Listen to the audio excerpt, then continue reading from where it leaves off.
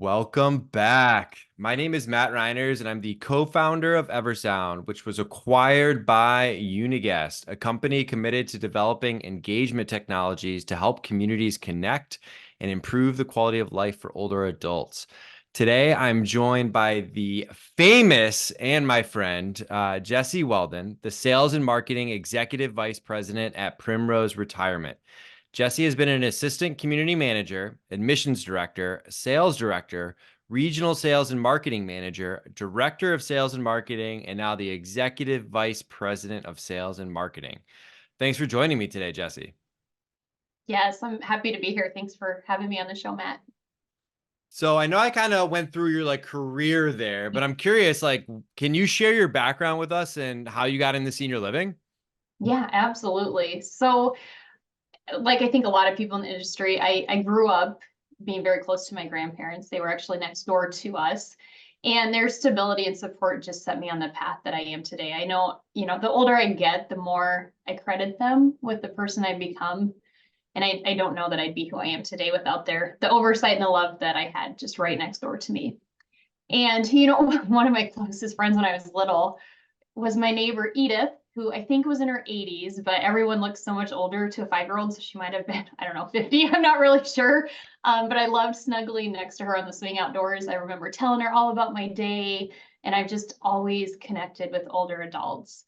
I originally wanted to be a nurse or a doctor, but I did a job shadowing experience in high school. And I did that once and I switched to business. So after that, I worked as a resident aide and I just loved it. I knew this is where I wanted to be. I love that. Yeah, and it's funny when we do those early shadows how it helps to change our career trajectory for sure. Uh, Yes, so glad I did that. yeah. And Jessi, from my perspective, like on the outside looking in with you, I think what I see with you is you're just so great at building and maintaining relationships. And I know you see the importance of those. And I'm wondering if you can elaborate on the role of relationships in senior living sales and why they're really just crucial for success. Yeah, absolutely. When we think about the value of senior living, so much of it is relationship based. I mean, the dining experience, the life enrichment experience, visiting with maintenance and housekeeping teams when they're providing services, building connections with the fellow residents. It's all relational. And for sales, if you don't have a relationship built with a prospect where they trust you and they believe that you have their best interests at hand, you will struggle to convince them of anything. That relational aspect gives you permission to ask the questions. And sometimes they're hard questions. Sometimes it's, I know you love your home dearly. Your home is beautiful and full of so many happy memories. As much as you love your home, you've also shared that it no longer serves you in the same way it once did. Have you thought about what might happen if you stay there too long? Like sometimes you have to ask those questions that really make somebody pause and dig deep into what their hesitation is and whether that value of a move outweighs that hesitation and that pain. And you can only do that if you've built that trust with that person. Yeah, and I think, I think in sales, right? And really in any industry that building trust is so crucial to the entire process. And, when I think of senior living and the sales directors in the communities, right? I think it's easy to assume hey, we need to create relationships with the prospects, the referral partners, and the families. But are there any other personas that come to mind that you think we need to focus on creating those relationships with? Yes, definitely. I love that question. Senior living sales, it's not just about selling to the prospects and the families and the referral partners. Those are really important. But in senior living, you have to sell to your team. If you think you can just delegate to your team and have them just jump in with excitement to help, you're going to quickly learn that that is not how it works. So think about the jobs of the team members within our communities. What happens when sales gets involved? More tasks, more work gets put on their plate. We need the dining team to help with events. We need the nursing team to add another person to the care load. We need maintenance to turn over an apartment quickly. Sales creates more work. It does. But it also allows a team to continue to fulfill their mission. And that's why it's so important that we connect the mission to the why. So we need to make sure that we're sharing that with the teams, helping them understand their role and what they do is important. It's not just helping out sales, it's fulfilling the mission. And there's no rule that says that you have to wait for your ED to get the team bought into a sales culture. I think one of the biggest pieces that I've come to learn with influence is that you do not have to supervise somebody to influence them. You don't. It's not a requirement. Think about the people that have influenced you over the years. I bet there's a lot of people on that list who were not your direct supervisors. So yes, your ED must support and set the tone for sales, but you, as a sales professional, you are the leader of all things sales. You have to put the work in to build those relationships and create excitement among your team. So if you need, say you need an apartment turnover in a very short window of time, do you think your PMT, your maintenance person, is going to want to step up and help if you have a weak relationship, or even worse, no relationship? They're not. What if you continually recognize that person for what they did well? You thank them for their work. You explained why their work was important to sales success. You know, for example, without your attention to detail with these apartments, people might choose another community. A few nails in the wall aren't just a few nails in the wall. They're a red flag that the community doesn't care about the small details. And if they don't care about the small details in an apartment, how can I trust them to care about the details when it comes to the services and care? It takes the entire team, and we have to sell to our own team. Yeah. Yeah. Makes a lot of sense. I think you bring up a good point, right? Just because if someone doesn't directly report to you, you could still have influence them, right? I mean, that's what leadership's all about, and like kind of helping to set that tone. And I'm wondering if any strategies come to mind or any that you would recommend for the sales team to really just positively influence their team members and help to foster that strong sales culture. Yeah, absolutely. So there's three questions that I use with my team and that we like to ask. So what, how, and why? What should they do? Why should they do it? And how should they do it? So we have to be clear on what they should do. Don't make assumptions here. Like, we as sales professionals, we live and breathe sales. The rest of the team doesn't. So explain what specifically you want them to do. And then we have to explain why. Why should they do it? How does it impact the mission and the global good? If you can, what's in it for them? If they're mission driven, that's going to be enough for them. And then finally, how should they do it? Offer training repeatedly, model that behavior, role play. I love role play. I think that's important with all our team members. Offer positive feedback when you see it done well, and then provide coaching when needed. I think some other, simple pieces outside of those three questions are to thank your team regularly. Let them know you couldn't do your job if they didn't do theirs well. Gratitude is so important. And then continually coach and train, use stories. Every resident started out as a prospect. And I know we shouldn't, but everyone has a favorite resident that they just click with. So ask them to treat every prospect in the same way that they do their favorite resident. And then explain what you do. There are so many misconceptions that salespeople make a few calls, go to lunch, and then leave for outreach. I'm telling you, that's not what gets the results. Like, on the surface, it might look like that, but there's so much work being done underneath that we can share to better elaborate what we do. Involve them, ask for their ideas, and then get to know them. Ask questions, build a relationship. I know this can be challenging in larger communities, but I do believe the sales director should be able to introduce each team member they pass on a tour by name.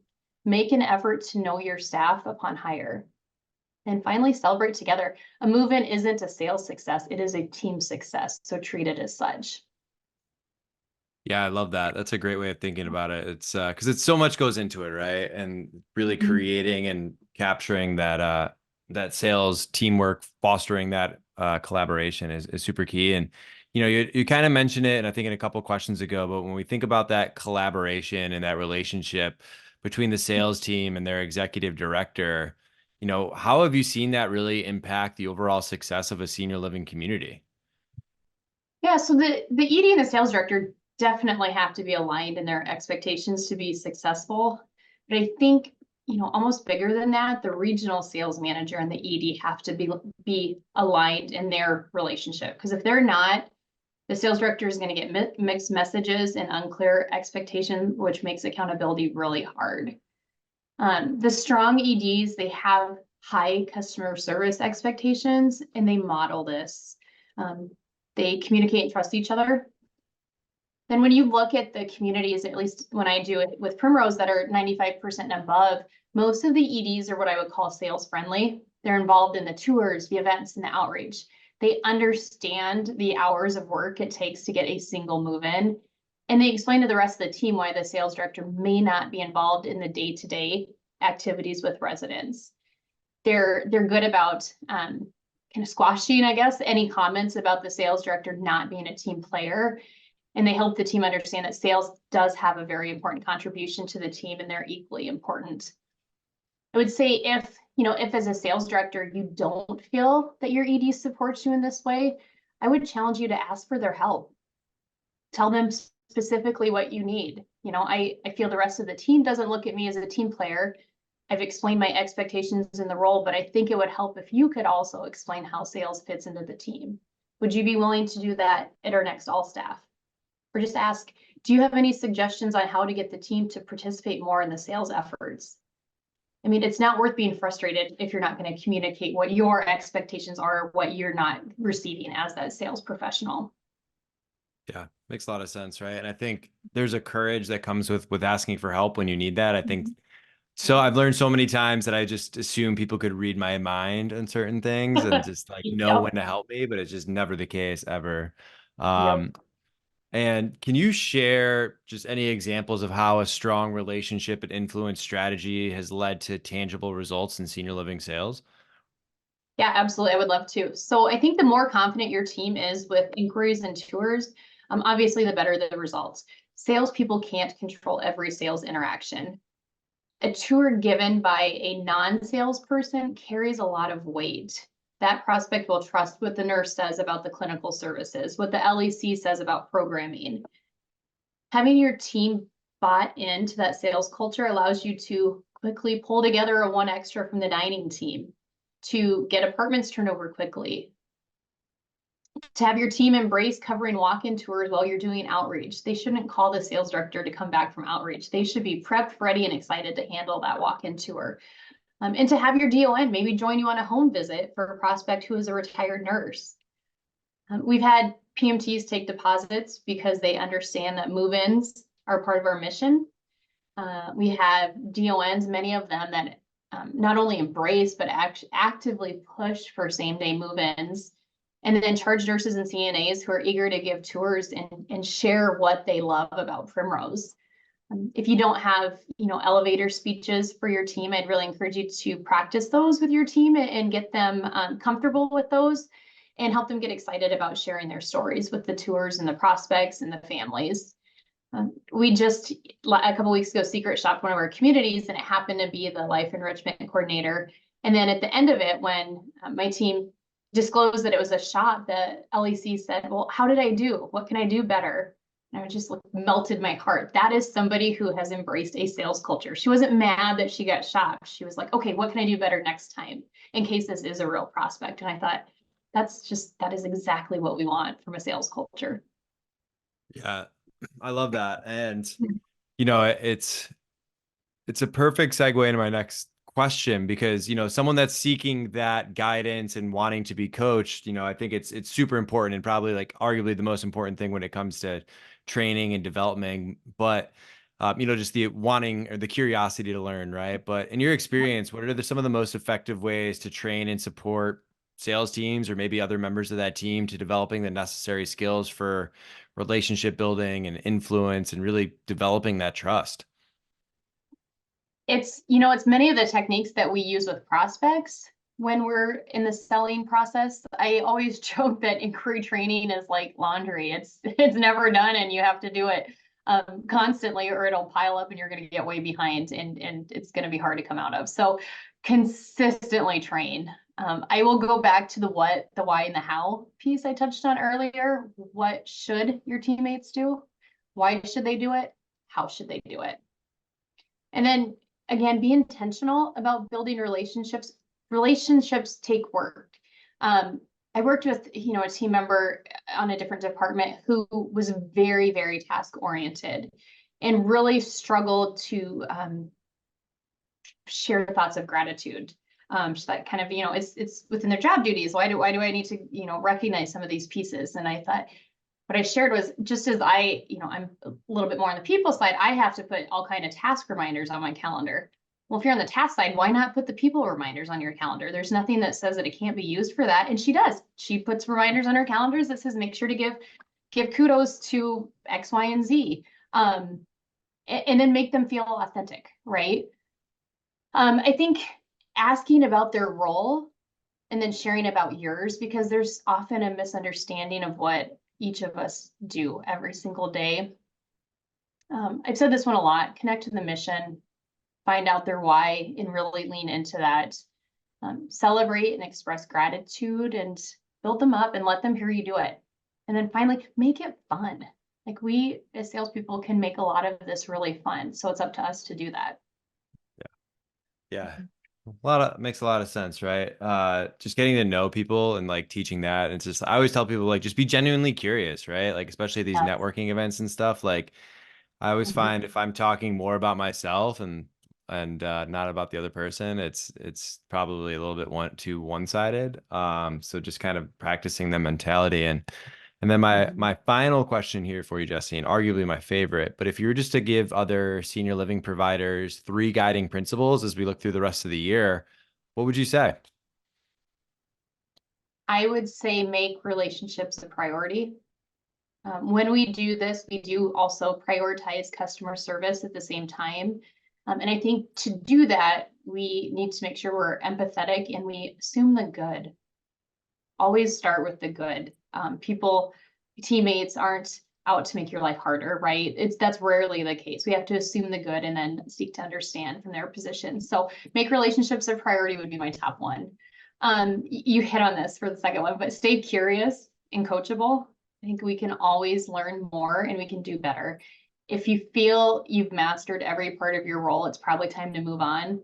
I mean, I've been in senior living sales for, almost 2 decades, which is wild, but I have so much more to learn. And I learn at every conference, every webinar on LinkedIn. I mean, I've learned from you, I've learned from so many people. Like, keep learning. And then measure what matters. So ongoing coaching is important, but equally important is measuring the results. And know that there's more than one way to get the result. Every path isn't the same. Everybody doesn't sell the same. Everybody doesn't operate the same. It's very important as leaders not to box people into a single mindset. The end result is what matters. If their path looks a little different, that's okay. Let's work with that. So yeah, make relationships a priority, stay curious, and measure what matters. Those would be my 3. I love it. I feel like I got to get that tattooed on me now, but awesome. Well, thank you, Jessi. I know our listeners will get a lot out of this. I appreciate you. It's people like you that give me hope to this space, and just, you're awesome. So thank you for all that you do every single day. Oh, thank you. Back at you. I feel the same about you, Matt.